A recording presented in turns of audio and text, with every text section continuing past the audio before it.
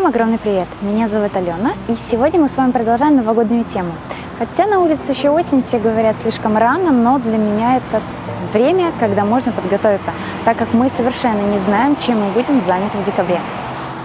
Ну а сегодня я вам покажу, как сделать вот такой букетик, просто из того, что есть у вас дома. Купить придется совсем немножко, но я думаю, любую из наших работ можно заменить какими-либо материалами, которые мы находим дома. И часто меня спрашивают про картон. Я использую картон от упаковки мебели, от упаковки бытовой техники или из-под обуви. Любой картон, не обязательно идти в магазин и его покупать. Я собрала дома все материалы, которые мне понравились по цвету и подходили для моей задумки. Это были вот эти зеленые сухоцветы, это так называемые саше, которые я покупаю в строительных гипермаркетах в отделах со свечами. Также подходящего цвета лента, сами ягодки, они могут быть как самодельные, так же и купленные в магазине. Сизаль. Сизаль я покупаю обычную в упаковках, и шарики уже делаю сама. Сизаль у меня тоже двух оттенков, это молочный и беж. Новогодние шарики. Я их взяла всего лишь пару штучек, тоже по цвету нашей ленты, чтобы у нас все красиво и гармонично смотрелось. Также сам хлопок, который я тоже делала сама, и делала его именно с этих сухоцветов. Поэтому ссылку, как сделать именно такой хлопок, я оставлю в описании к этому видео. Также я хочу добавить один цветочек. Я как-то пробовала, экспериментировала делать вот такую розу из фоамирана, поэтому тоже ее туда добавлю, пускай будет.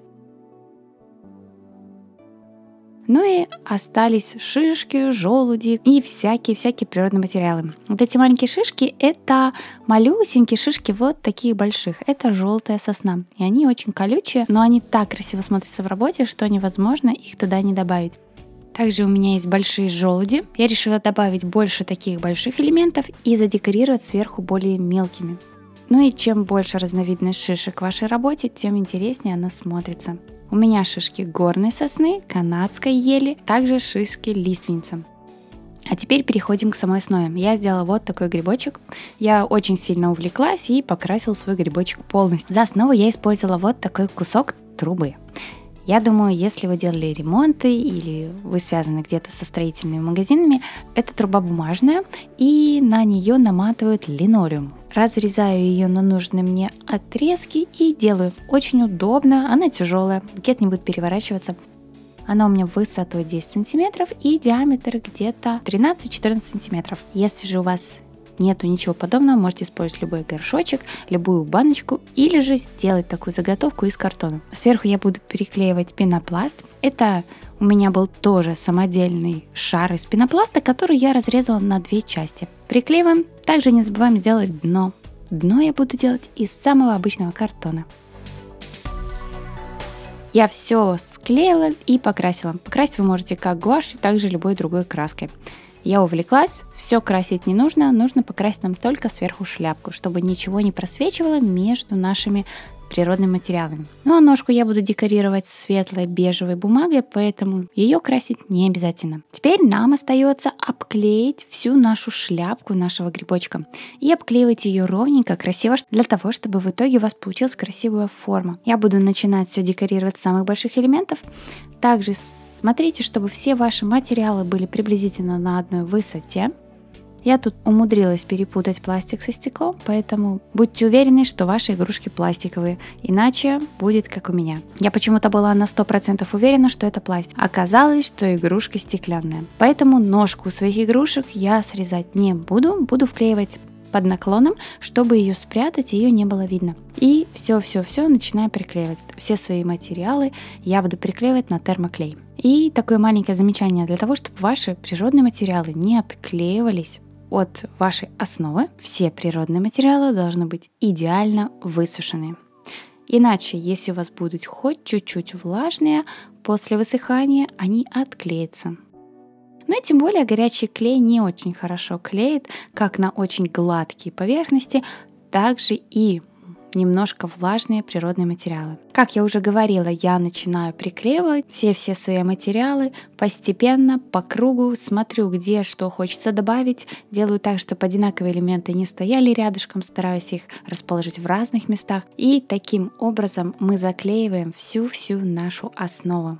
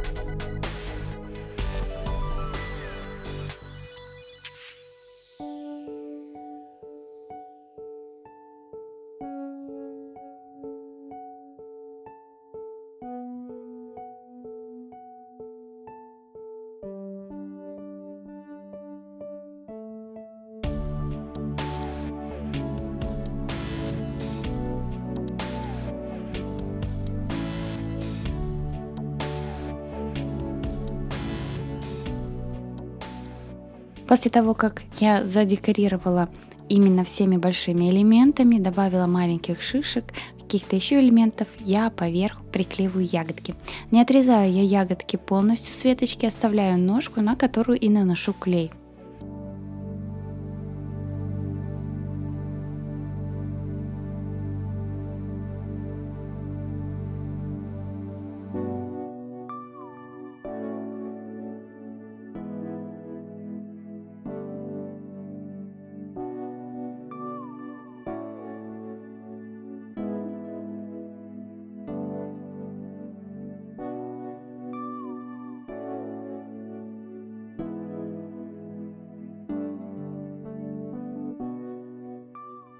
Ну а снизу у нас все равно остается пустое пространство немножечко. Я добавляю сизаль для того, чтобы наш букет со всех сторон был красивый. И стараюсь заполнить все пустые пространства. И вот таким образом выглядит наша основа. За счет того, что я красила все в один цвет, даже если где-то у нас что-то будет просвечиваться, оно не будет сильно кидаться в глаза. После этого наношу белую краску. Белую краску можете использовать совершенно любую. Делаю снег на своей композиции. И теперь нам нужно задекорировать сам так называемый горшок. У меня эта флористическая бумага осталась у меня от букета, поэтому я буду ее приклеивать. И, конечно же, по бокам срезаю все лишнее. Также, если вы изначально возьмете красивый горшочек, вам не придется декорировать основу, и ваша работа будет, в принципе, уже готовая.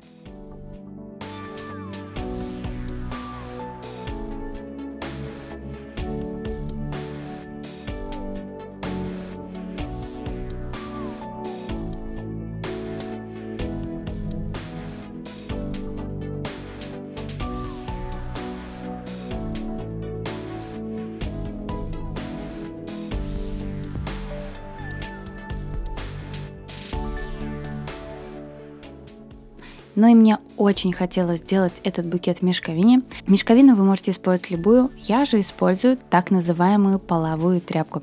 Точно так же продается в хозяйственных магазинах или в строительных гипермаркетах. Она есть совершенно разная. Снизу я немножко подклеиваю, затем завязываю шнурок и уже буду подклеивать таким образом, чтобы вся мешковина по краям была ровненько приклеенная к основе. Делаю одинаковые складочки, чтобы все у нас выглядело очень красиво. После того, как я все приклеила, срезаю все вокруг лишнее, срезаю этот шнурочек и приклеиваю ленту. Многие могут спросить, зачем я сначала декорировала бумагой, а затем мешковиной. Только за счет того, что мне хотелось снизу добавить больше объема и больше каких-то элементов. Это делать не обязательно.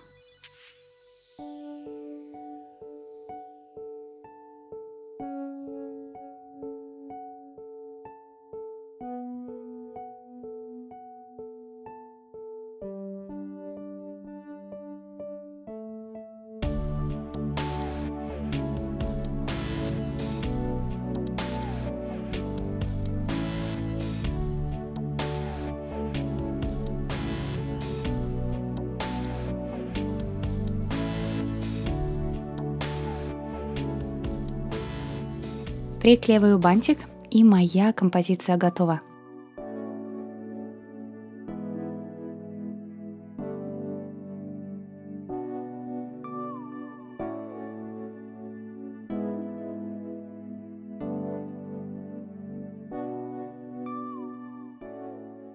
Я надеюсь, вам понравился мой букет, понравилась моя идея. Выставляйте свои фотографии в моей группе ВКонтакте. Также не забывайте подписываться на мой Инстаграм.